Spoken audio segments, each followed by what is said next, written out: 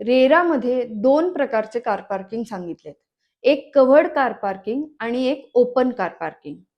Covered car parking जे agreement मध्ये लिहून दिलेलं असतं ते बिल्डर विकू शकतात आणि ओपन कार पार्किंग जे परत अग्रीमेंट मध्येच लिहिलेलं असतं ते बिल्डर तुम्हाला अलॉट करू शकतात. मग आता कव्हर्ड कार पार्क म्हणजे कुठलं, ते कुठे बघायचं, ते कुठे दिसतं, ते कुठे लिहिलेलं असतं? तर कव्हर्ड कार पार्किंग हे प्रत्येक प्रोजेक्टच्या सँक्शन प्लॅन मध्ये लिहिलेलं असतं. त्याचा चार्ट दिलेला असतो.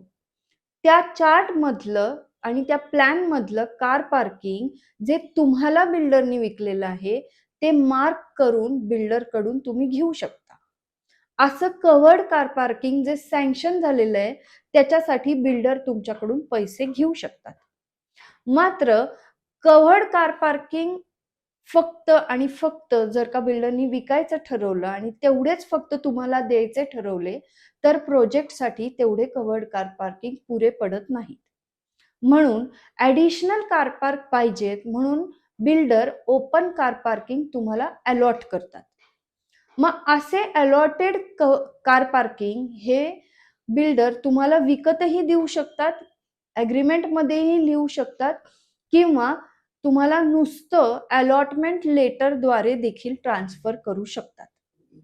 आता ओपन कार पार्किंग विकणं किंवा विकत घेणं हे इलिगल आहे का, हे कायद्याला धरून नाहीये का, तर असं अजिबात नाहीये.